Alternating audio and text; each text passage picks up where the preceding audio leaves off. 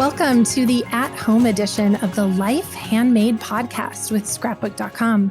This is the show for paper crafters, and I'm your host, Jessica Harrington. Today, we feel so honored to be sharing time and thoughts with the incredibly talented and delightful Allie Edwards. In this episode, Allie reveals if we could only complete one memory-keeping project this year, she tells us what that would be, and how she incorporates words and mantras intentionally into the threads of her life, and why continually striving to live into the gray makes her a better mother, wife, friend, and person. Allie has been a friend of Scrapbook.com for quite some time, and gosh, I wish we could say that she is here with us live in the Scrapbook.com studio, but today we're practicing safe social distancing and both recording remotely. Welcome, Allie. Thank you so much for having me. Yes. I'm excited to chat with you. I know. I've been looking forward to this ever since we got it on our calendar, so thank you. For those of you that don't know, Allie is a designer and memory keeper who helps others authentically craft the stories of their own lives. And she shares her belief that scrapbooking should be an intentional and personal process. Allie is not only a businesswoman and designer, but also an avid blogger, workshop instructor, and the author of 4 books.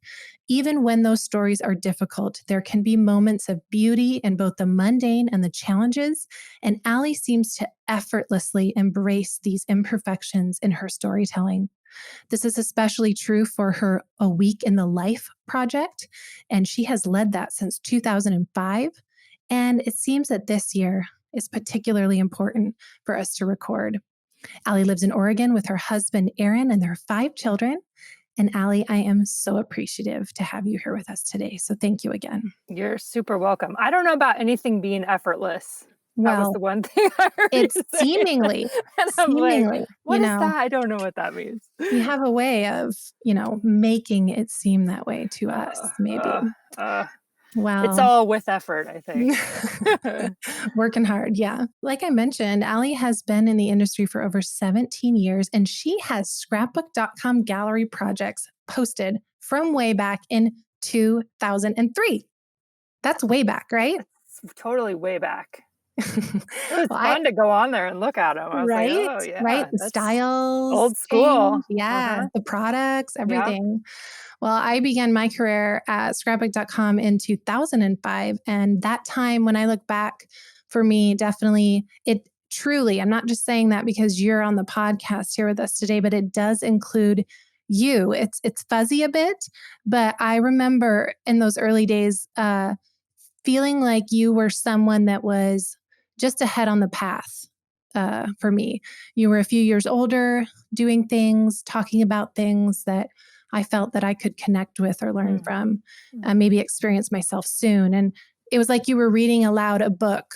Then you were a few pages ahead of me, shining a light on that path. And I think many people feel this same connection, mostly because we feel that you're vulnerable and you share what we feel like is all of you.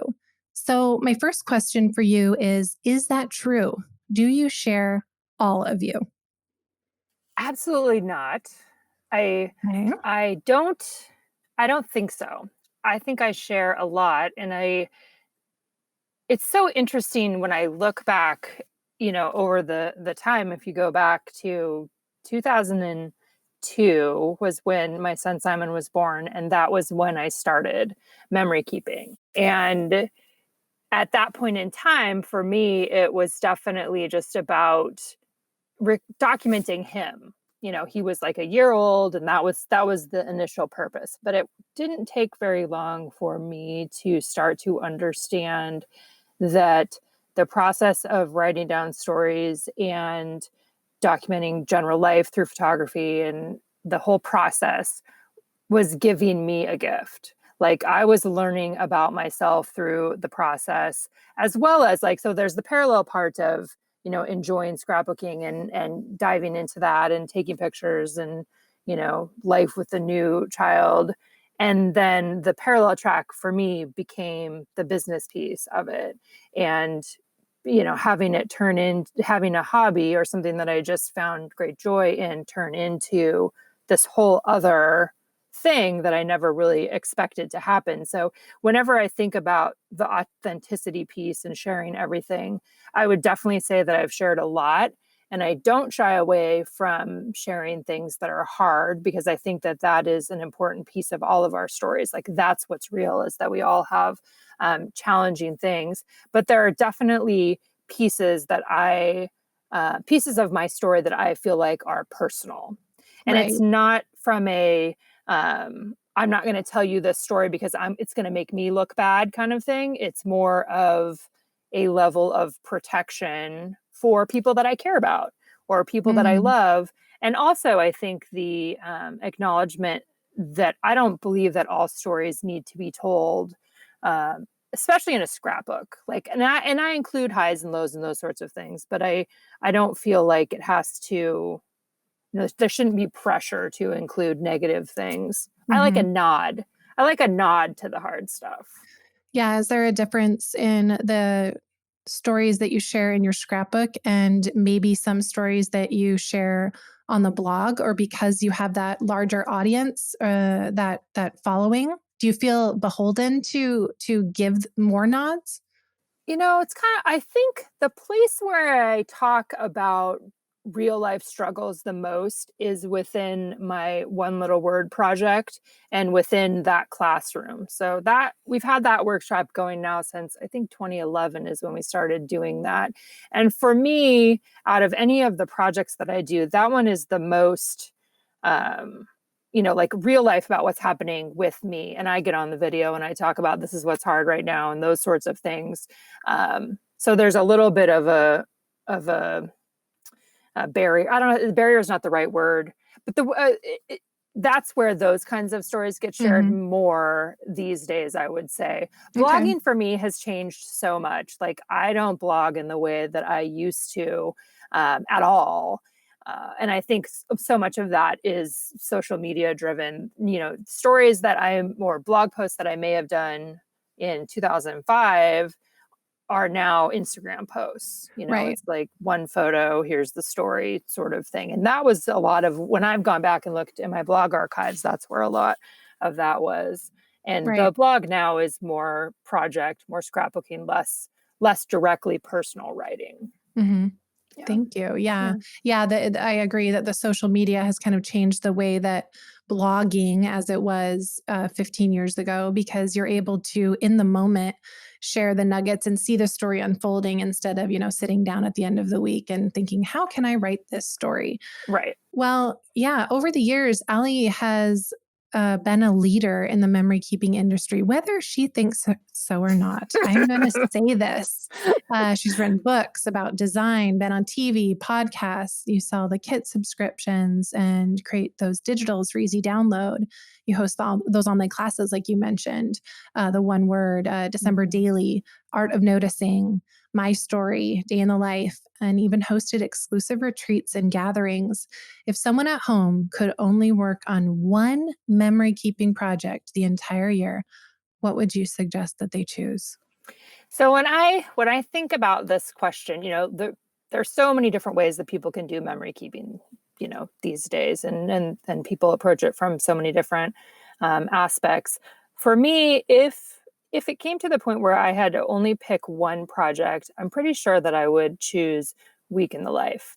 And the reason why is because what I really care about documenting are everyday life kinds of things.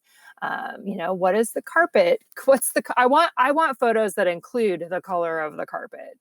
Because we know in looking back at pictures that our parents may have had, or the one picture that you have from your grandparents, like seeing all the other stuff in their environment tells so much more of the story than here's the portrait picture of your grandma's face, which is beautiful. Um, but there's so much more to the story. So for Mm-hmm. me, picking 7 days out of the year, every year since 2005, and having an album that has a start and a finish, which is also something that I really like. There's not like a behind, it's one project. Um, doing that and being able to look back at those albums and actually see the evolution over time of my family structure, of myself, of the yard, all those different things I really love that. And I love the deep dive into what does your everyday life look like. So, in this case, living in a completely different world situation right now, the project that I do this year coming up in May is going to look completely different. I mean, there'll be some pieces that will look the same, and then there'll be a lot of pieces also that look very different from past years. That's what Yeah. I'm interested in. And I And think that, when is that coming up? Is this always in the spring, or do you do this well, at odd times? I've done it in the past since 2005. I've done it at different times, but we've started to kind of standardize it and do it in May, which partly is just from a business standpoint and a project flow. It's the best time of year to have this project happen, because if we move it into the fall, then it gets too close to December daily. It's all those things go into it. So we've Right. pretty much been doing it in April and May the last few years. So Monday, May 11th is the day that I'm going to start. And for this project, what I generally do is during the week, starting Monday through Sunday, I just focus on the words and the photos. So Okay. I'm living my life. I'm taking pictures. I try to get my big camera out instead of my phone, because that just gives a different quality to the pictures. And then I'm writing things down at the end of the day. And that actually is a time when I blog too, because I blog every day as a holding place for the photos and the words that I am documenting from that day. And then I come back to it the week after, or, a couple weeks after, and actually put the project together. So I like the emphasis on focusing just on the words and the photos first, and then coming back and doing the crafty or the, creative part, or the creative hands-on part Right. later on. Yeah, and then just enjoying that process. Yeah, I found that works too when I travel. I take photos throughout the day, obviously, and then finally in the evenings, whether we're with my family, my children, or it's just my husband and I, then I'm in bed. I look through the photos, and then that's when I journal. Sometimes I do voice to text. Sometimes I type right on my phone. But gosh, 2 days goes by, and you're so thankful you wrote something 48 hours ago, because you forget the mundane, the tiny details. It's just, yeah, we just can't remember. I can't remember No. what I did yesterday. Actually, I was outside. I was pressure washing outside, so my hands are still like numb Yes, from you're pressure sore. washing. Yeah. Yes. No, it's Yeah, I it's love hard that. to remember. And I just think, for so many people with memory keeping and scrapbooking, they come into it from an event, right? From, maybe it's a birthday or a wedding or or death, some reason why they've got this itch to write something down. And I love including those kinds of things as well. But for me, the most magical stories are the ones that are happening in our daily Mhm. lives, for sure. Yeah, so I love that idea, and I've followed along with a week in the life, and I know that you pair the photos with the words, and so with your intentional ideas of the stories, let's say driving the kids to school, Mhm. or creating a meal and having the kids help.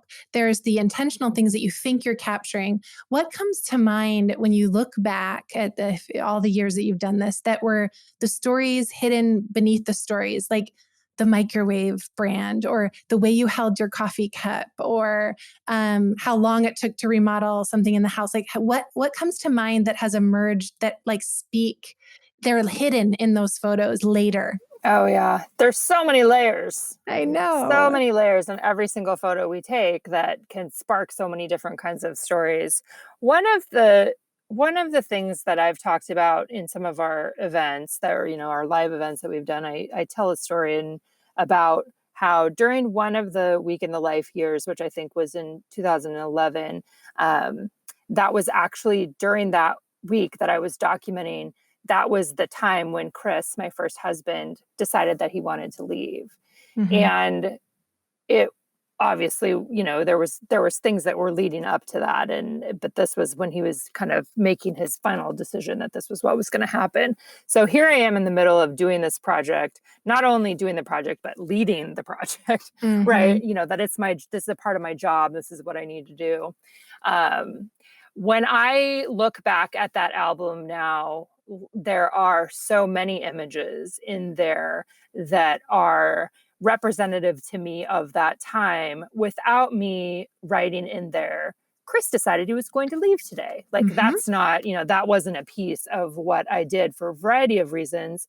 Maybe if I wasn't as public, maybe I would have Right. included more of an acknowledgement of that. But for me in that situation, I wanted to wait. I mean, it just didn't make sense. But when I look at the photos, like there's a picture of me actually in the shower. So I take pictures of my, not full body shot, Yeah. obviously, but a picture of me where I set my camera, I took the camera in the shower with me, set it on the ledge, and like covered my hands with my face over my face. And it's Yeah. a steamy kind of, atmospheric sort of picture, but I will always remember Yes. what that picture Yeah. means to me. And I like actually talking about it after the fact. And it's something that I definitely feel like I could go back now and tell the story of that in a different kind of way than, versus how I would tell it in the moment, which is also something that I talk to people a lot about, of that there's a lot of stories that we're living through that we may not be ready to tell, and that it's okay to wait and do it later on when you have a different perspective of what's happening to you at any given point in time. Because we don't know the answer when we're living through it, right? We don't Yes. know what we're learning. We might have a hint of what we may be learning, but it takes time for those kinds of lessons to Right. pop up to the surface. Or yeah, how big the events are going to be, or the gravity of the events, because Yeah, you for know, sure. getting over cancer or going through a divorce or all these things, people focus on that end result. Like, oh, that divorce was hard. Yes, of course the divorce was hard. But when you talk about that week in the life, when and you talk about that day, whatever the day was, Yeah. Tuesday, Yep. those weeks that aren't really, there's not really a stake in the ground there. Right.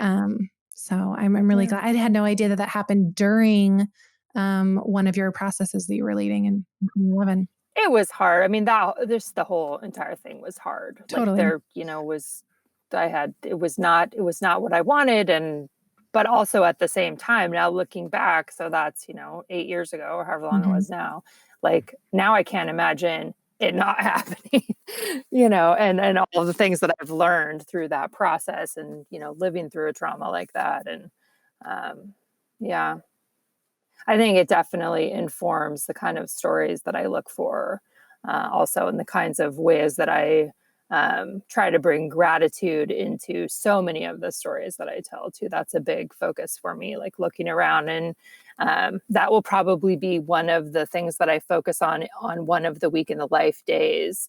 I often have some sort of a jumping off point for my journaling, and gratitude would be a really natural one for me to do, where what I'm documenting on that Tuesday are all the things I'm thankful for right now. And there's lots of science, there's the science of the practice of gratitude. Hmm. Um, but yeah, it's real.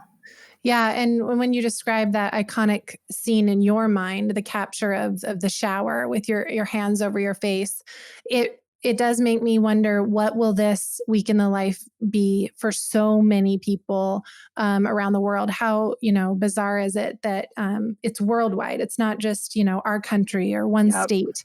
And so when I think about that, and I think about, it's usually the parent or an adult doing this, Hmm. what will those layers be? What will be the layer, like you said, that's a story to yourself, a time capsule to yourself of, that was me in the shower, I was going through something.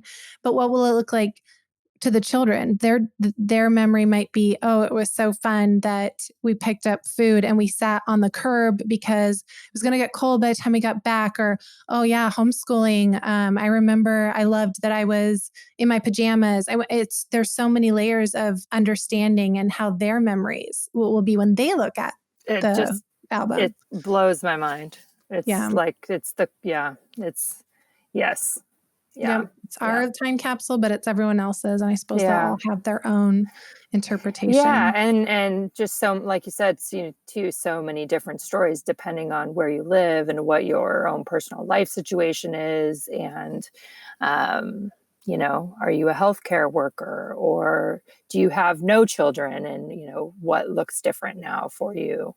Um, so many different ways that it can go. We're all living within this like umbrella topic, but everybody has their own different path Right. that's happening, which is the same in regular life too. But I Yes. think that this just makes it more pronounced. Totally. Yeah. I mean, we're all going through something. I agree. And yeah, it's funny because my girlfriends and I laugh of the tiniest, not serious detail of the fact that we used to be able to, whether we should have or not, just been able to say, "Oh, gotta go," or "Oh, I can't make that get together tonight." Um, we're all there's no bush to hide behind right No, now. there's So, totally not. even that, it's just funny. It's just funny. And we're all experiencing this on different levels of Yeah. I togetherness or think it's loneliness. definitely a story worth telling too. And I know that I've seen lots of people in my community that have been creating, separate albums and doing, whether it's a traveler's notebook or it's something else where they're documenting different pieces of what's happening. And I think, it's a great opportunity to hone in on what kinds of stories matter to you Yep. as well. Yeah, I look forward to following along. And for those of you listening, we'll make sure that we have the link and information in the show notes about the upcoming Week in a Life, as well as the other things that Ali mentioned as well. So, as I mentioned earlier, when we described all the initiatives that you're a part of, no one would argue that you're incredibly driven. But looking back, maybe let's say your adult life, what is the hardest you've ever worked in your life?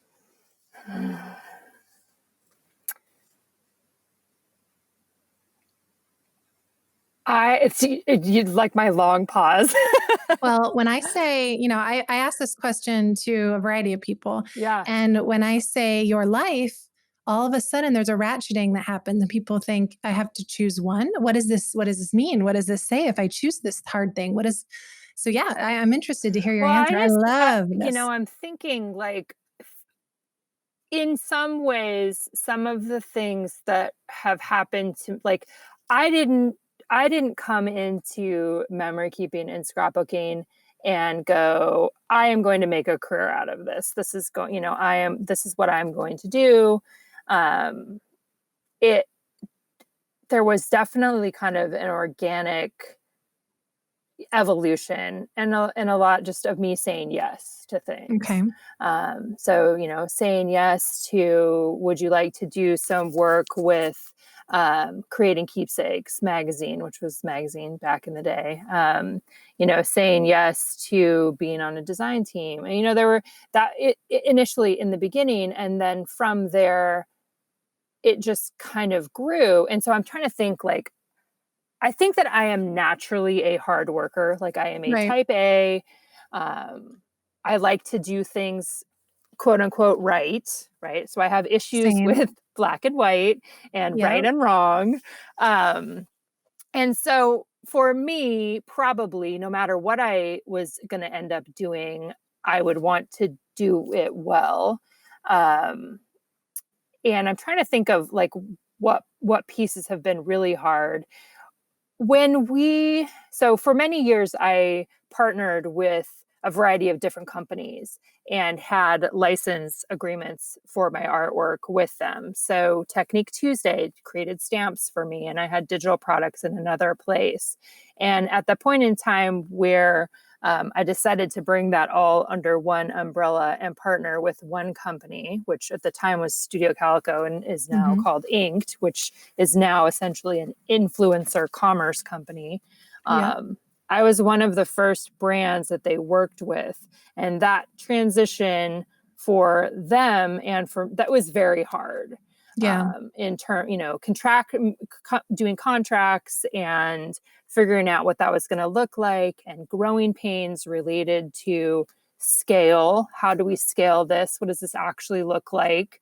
That was very hard, and there were some very challenging times in there that I feel like um, I was it was hard. Yeah, Yeah. I'm trying Yeah. to think of it kind of parallels also a time for me when I would say struggling a little bit emotionally. and needing some extra help in that department. Um, some hormonal changes, Mhm. some things that were like my reactions to problems were overreactions. And I think that fed into that, some of those things being a really hard Yeah. time. Not feeling Um, like you were your best self or that you were Definitely showing not up. my Yeah. best self. Like, Okay. definitely some points in there um where the anger that I felt towards whatever was happening, these are not like big Totally. world things. Business problems. Yeah, Yeah. just issues that came up, which I think I've learned now are very normal, and you just go with it and you figure Yeah. it out, rather than Allie having a just huge, freak Yeah. out about something that maybe really wasn't that big of a deal. So when I reflect back, I would definitely say that the first couple of years of that relationship were very hard. Also because I needed medication. So Yeah. like there was the kind of the mixture of those things. Wow. That's And like you probably said, you were there first. So it's kind of like yes, your eldest child where you're figuring things out with your eldest child. for sure, for sure. And You were the a guinea lot pig. of it was definitely being a guinea pig, which I was willing to do, and Yeah. it's worked out for sure. Like I'm super happy with that relationship, and that's it's gone really well. But it was definitely hard in the beginning, and I think a lot of it just is related to my personality and wanting things to be right and wanting, quote unquote right, whatever I feel like is the right Right. thing I wanted um, to be right, and kind of chilling out in that arena a little bit has been good for me and probably good for the people that are closest to me too. Yeah. When you said earlier that you were type A and you wanted everything to be right, and when you talked about realizing some things about yourself, and you said it's not black and white. Um, I too, not just again, not just because we're on this podcast together. Gray, I think, summarizes my favorite color, and gray is the result of when things are not black and white. Was that something you believed then, or is that something that you believe now? And what does that mean that you either embrace the gray or appreciate the gray? Yeah, I feel like that has been, I call those kinds of things lessons learning. Like this is something that I've been learning over the years, since I feel like I started becoming more self-aware, of myself. And I feel like I credit a lot of that to scrapbooking and to the fact that I've been writing things down and I've been evaluating myself. And I'm like, do I like how what this behavior is like? Those sorts of things. Um, I lost my train of thought right there, what I was With gonna black say. and white. Oh, black and white, yeah. Um, I feel like there probably something that I had read at some point in time, some other author talking about living in the gray. Hmm. And I don't remember who that was, but I'm sure that had some impact on me, and some sort of revelation of I don't want to be black and white. Like I want to be more accepting of the gray areas. And a lot of that for me is kind of identifying what's actually the most important thing here. What is actually the thing that I should care about, versus trying to either care about everything or singling out the one thing that I'm going to, hang my hat on Right. forever. And so that's a continual lesson for me. Like I come up against things all the time where I'm like, oh, yep, that's just black and white. I'm trying to live black and white again, and I don't want to be in that space. And so, how can I adjust my expectations? How can I pivot to where I'm identifying what's the most important thing for me, and then kind of moving forward, acknowledging that it doesn't have to be, it's a perfection issue for Right. sure. Yeah, Yeah. Yeah. yeah, I like that you say that can be your like little indicator that pops up. Whoops, living in the black and white. yeah. And I, I, all it's sometimes when I think about gray, it's maybe sometimes not right or wrong. I also look at living in the gray, and I think we might have read the same book, and it's terrible that we can't think of it right now because that'd be a it's great quote to I'm insert sure right it's a now. great book. I'm Yeah. sure. Yeah. But I kind of look at it as when you're able to live in the gray or embrace the gray, kind of like a privilege or a badge of honor, because I feel like black is darkness and maybe Mhm. white is is light. And in order to understand the gray, it means you've had experiences Right. of Right. both. Yes. Yeah. So, Yeah, that actually, whenever I'm on a podcast like this or I'm talking about these sorts of things, it always, I have so many things flash up in my head of all of these different threads that have come up in my life. And I think related to the black and white, one of the pieces for me that has encouraged adjustment has been having a child with special needs. oh, So yeah. Simon, when he was born in 2002, and when he was 2.5, he was diagnosed with autism. And definitely at that point in time, it was very, there were all kinds of things related to what is this going to be like? How is this going to change this life we had imagined for ourselves and this life that we had imagined for him? And my black and white vision, right, of Um, what this family life or this child is going to look like. And so going through life with him, like I say all the time that I am a significantly better person because I have had him in my life, the experience of living with him and seeing what he cares about and seeing what he struggles with, and the imperfections that are just so amazing in him are the things that I love the most, right? And that's such a good reminder to me of yeah. like it's not black and white, that it is gray, and then the whole beauty of difference and Hmm. all of that stuff too. Yeah. And I'm So, sure that you had visions of yourself as either a black and white mother and being a gray mother now. well, And for what does that sure. mean? Yeah. Yeah. Well, and and at that point in time when he was born, I didn't imagine, like, there was not a plan that I would be working. Right. That was not part of the plan. I mean, I had a graphic design degree, and I had gone to college and had a English degree as well. But it obviously things are way Yeah. different than I imagined at that point in time, which is normal. Yep. That's also That's normal. life. Yeah. Yeah, yeah. Yeah.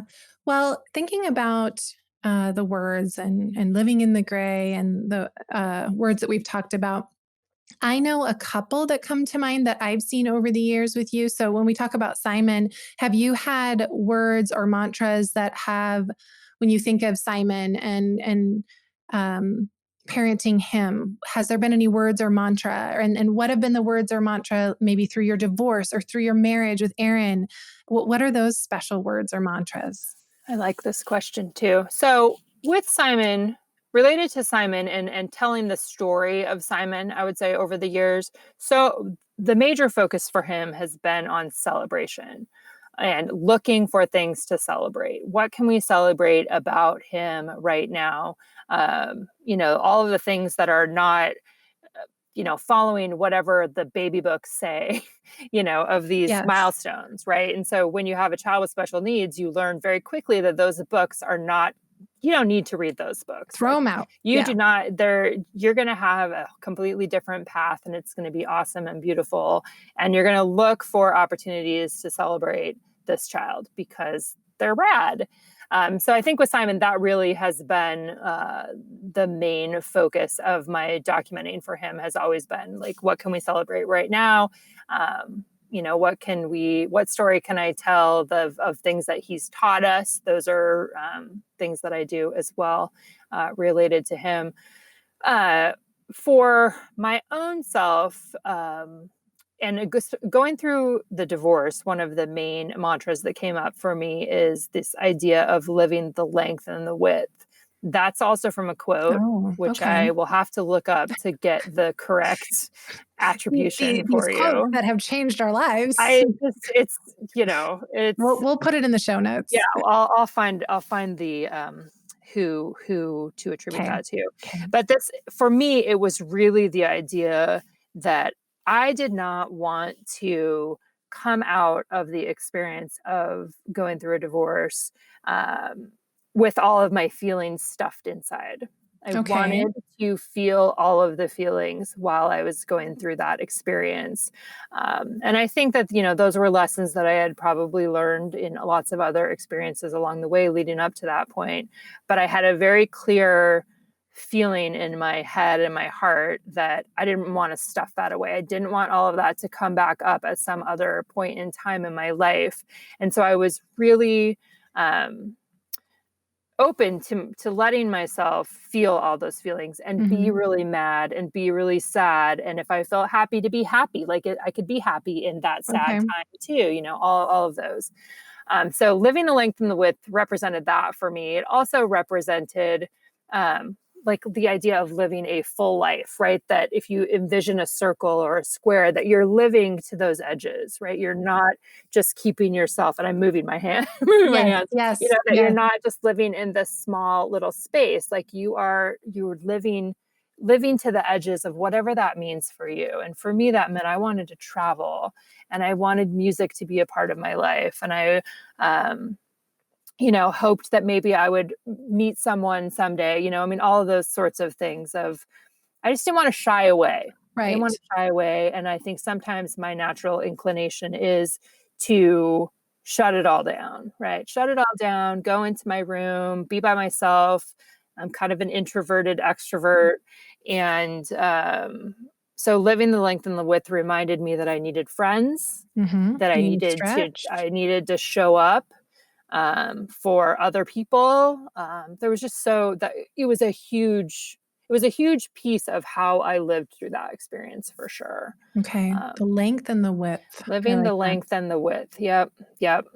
Did that also follow you into your relationship with Aaron and allowing that to bloom? Or was there a different word and mantra with meeting Aaron and allowing that to bloom? That's a good question. I can't think of something off the top of my head right now. The whole length and the width thing still follows me. Like that's Okay. still a piece of of how I want to live my life. And, when I do check ins with myself, I am asking myself, am I currently doing that? Or in Okay. what ways? And I'm a very reflective, like, this is part of my natural thing. Like, I'm always like, oh, how do I feel right now? Let's, Yeah. let's You take a pause. evaluate that. Yeah. The experience with Aaron was just also so crazy and different. And we were introduced by a mutual friend who thought we would get along well, and he was going through something similar, and he needed a friend, and I was like, I'm going to be everybody's friend, like, Like, here, sure. let me share all my information with you about going through divorce, and make sure here's my type A, Like, right? I've been there. I'm Yeah, a few do pages this and ahead in do the this. book. Yeah, yeah. Check all these boxes, and he's just like, he's not that kind of person. So it was really, it was such an interesting experience to meet someone else and to be able to have a time when we didn't have kids. And so the beginning of our relationship was really just me and him. And music was a big piece of that and just has been continued to be that way too. So Yep, I know. I yeah. know that you're a Dave Matthews fan. I know this about you. I love And you're Dave like, "Oh," Matthews. your voice changes. I I love it. just do. I just listened to it last night really loud. Like it just is, Nice. yeah. Nice. Well, thank you for sharing with us those words and mantras. And like I said, you've been this thing in my life, and I've followed. Well, Instagram wasn't a thing then, but I remember I had this moment. It was very recently. I think it was even before we got you booked for the podcast. And Simon is 18 now. How old is he? He's He's 18. 18. Okay, so my oldest is almost 15. So ahead, you're always a few pages ahead, you know. And I remember when Simon was little, and your one of your hashtags, or even in the blogs, you incorporated "Go Simon Go," which you Yes. describe as celebration. Yep. And it it struck me the other day. You posted something, and he very much was a young man. And at the end of the post, after all the hashtags, it said, "Go, Simon, go." And I was like, oh, she still uses that. And I hadn't maybe seen all of your posts. And Yeah. just to see him as a young man and you still Yeah. focusing on celebration. Yeah. It's he's just so cool, and everything that he's been able to accomplish and just his passion for living. And I mean, he has tons of things that are really hard for him too, Of course. but to be able to, I think one of the most amazing things for me, a social media positive, has Hmm. been um, this really amazing, beautiful community of people that have supported him along the way. Whether or not he knows it, like I know it Yeah. and I feel it and I feel that support for him. Like out of any, whenever I post about him, it gets the most comments, the most Yes. response, and that people have really, enjoyed being able to get to know him and Yep. read his story and just, some other connection with somebody that has autism. There's lots of people that don't know anyone that has autism. And one of the really special things that we've done, we do a local, we do an in-person event here. I live in Eugene, Oregon, and we started a couple years ago, and it's like 40 women, coming here to Eugene, and we talk about, it's like a memory keeping deep dive. And Simon comes and he loves it. He walks in there, people talk to him. He's so happy He's a because celebrity. Yeah. yeah, it's a little bit of that. And it's like he just walks up to everyone and shakes their hands and wants to give them a hug and would like to, talk to them about Star Wars. And he often literally will stand up and give a speech. And Wow. it's just like this, it's, I mean, in terms of like filling me up, to be able to see that and to give him a place where people already know his story and they love him and they want to talk to him and they want, he doesn't always experience that in his regular life, I think. Right. So that's also been an amazing, kind of wonderful piece of this whole thing. So Yeah. support for him. Yeah. I like how it's always been equal parts celebrating him and then revealing or focusing on how it's impacted your life and your family's life. Yeah. It feels very equal to me. Yeah. Yeah. Well, So and that's one of the things for me, and like I've always said, when for me, the memory keeping that I do is mainly for me. It is me telling my story, me documenting my experiences that include all of these other characters, right? I'm the main character in this story, in my story, and mhm. everybody else is a supporting character. And Yeah. so whenever I'm writing some of my documenting is letter writing. I write letters to the kids.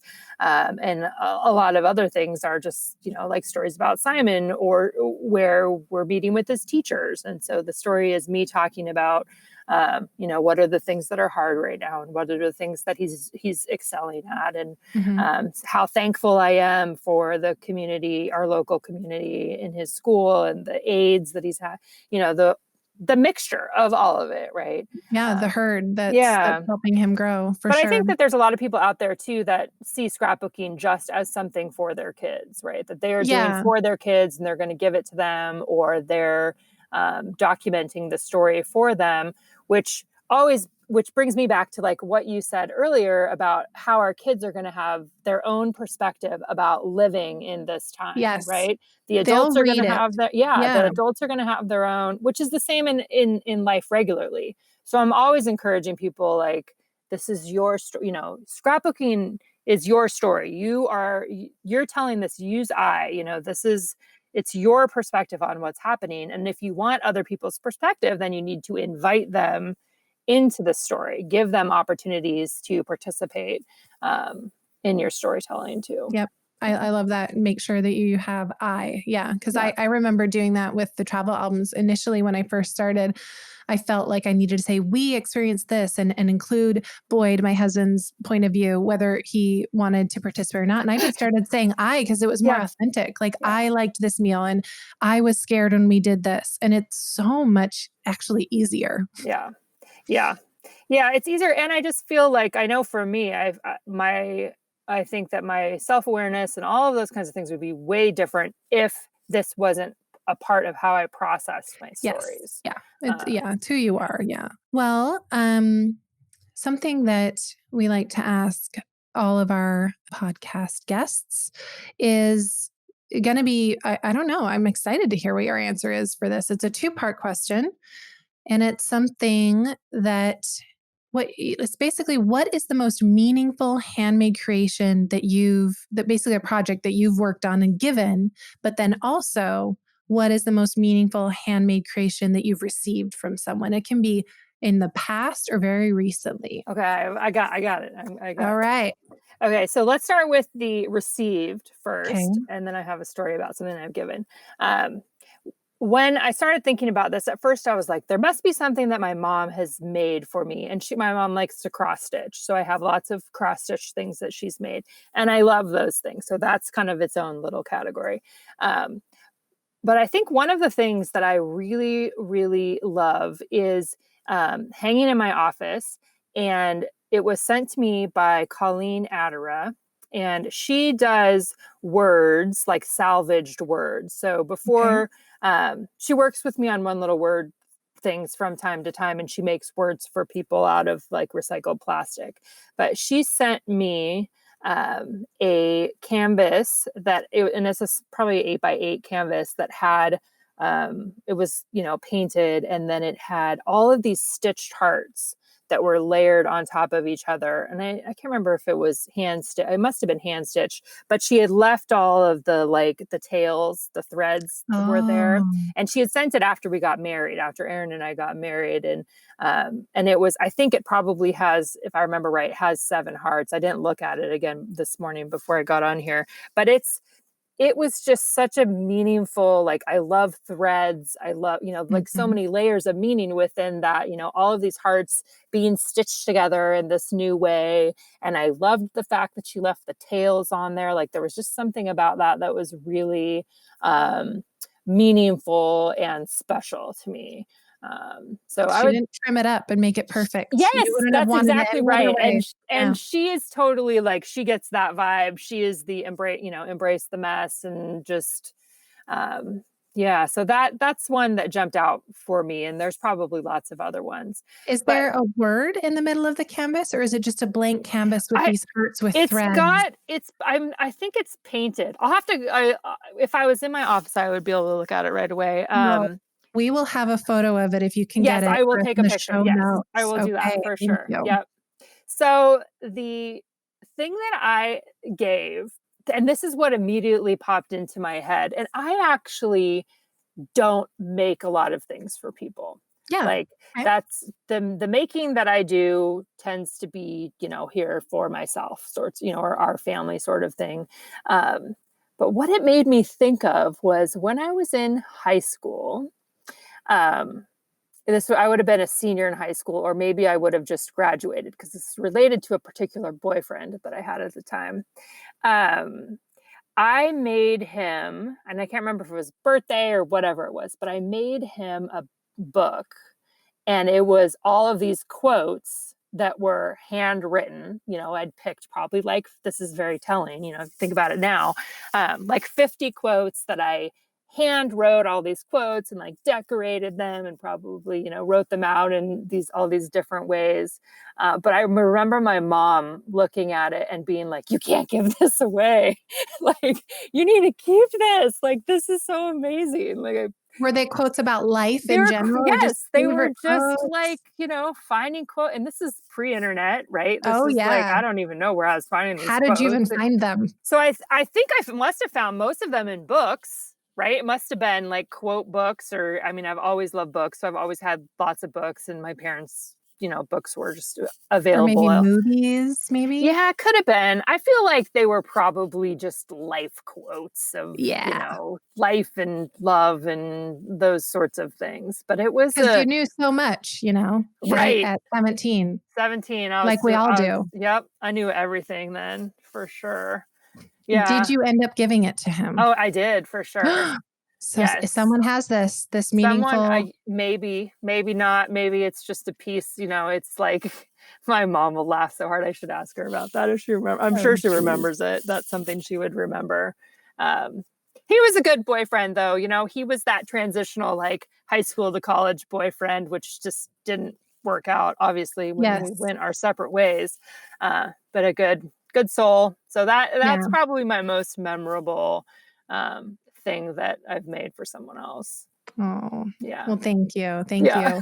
Thanks for Oh making me my god. remember that story too. Going down memory lane. Yeah, Yeah. I mean, I mean, yeah, there wasn't internet and all the things that distract us now, and I feel like I too had these long long, very heartfelt handmade gifts that were given to those high school loves for sure. And who knows Right? where they are? Who knows where they are? Yeah. Maybe they might Yeah. be in a box in someone's garage right now. Well, So and I think that again gets back to just that idea of doing these things for ourselves. That we get something out of the process of creating these things, right? So for mhm, me, however many hours went into writing things by hand, that's practice, right? Looking up quotes, feeding my mind with inspiring words and those sorts of things. Like there is, whether or not it gets thrown away by right, somebody on the other end, it's a piece of something that I did and a piece of, what's a thread right. from my life.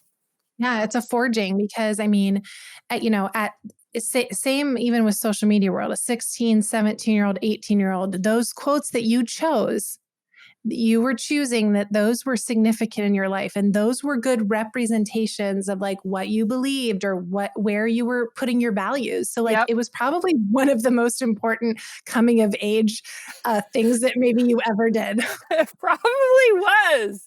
Oh God. I'm gonna have to call my mom for Yes, sure now. seriously. That's funny. Oh, well, I could continue to talk to you for hours. We do need to wrap this up. And I just super appreciate you being here, sharing vulnerably with us and sharing more and more and more of your story. And we're excited to follow along in your upcoming projects this year.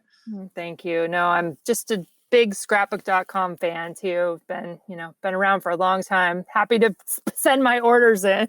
Yeah. Well, thank you. Thank you. Yeah. I mean, Yeah, same you're here. welcome. Thank you again, Allie, for sharing how you choose words and mantras intentionally, how you scrapbook and storytell for yourself first and remain authentic. You share those hard times and, of course, remind us to look for ways to celebrate the special moments and people in our lives. Well, like we said, you can find links to all of the products and resources we mentioned in this episode in those show notes. And you can go to www.scrapbook.com/podcast for more information as well. And remember that we carry over 40,000 unique items, and it is the #1 online scrapbook store for paper crafters. When you shop at scrapbook.com, you'll enjoy award-winning customer service, great prices, a huge selection of products, and super fast shipping. You'll also benefit from nearly 200,000 real product reviews from crafters like you. Also, make sure to connect and get inspired by other crafters in the scrapbook.com forum and gallery. And remember, you can take those free online classes too. Be sure to subscribe to this Life Handmade podcast in your favorite app and enjoy the other episodes that we have in there as well. Happiness is life handmade. So I'm trusting in my feet and I'm skipping to